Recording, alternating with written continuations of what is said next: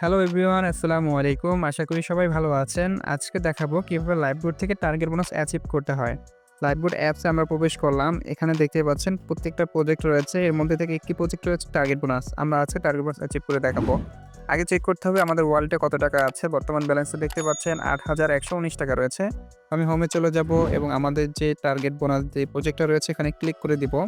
এখানে দেখতে পাচ্ছেন প্রায় আমি ১৯ বার টার্গেট বোনাস নিয়েছি ৳১৯০০। তো এখানে এখনো আপনার ৳১২২০ রয়েছে এবং নিচে যে টার্গেটগুলো দেওয়া হয়েছিল এটা পূরণ হয়ে গেছে, 100% হয়ে গেছে। তো আমি এখানে বোনাস নিন অপশনে ক্লিক করে দিব।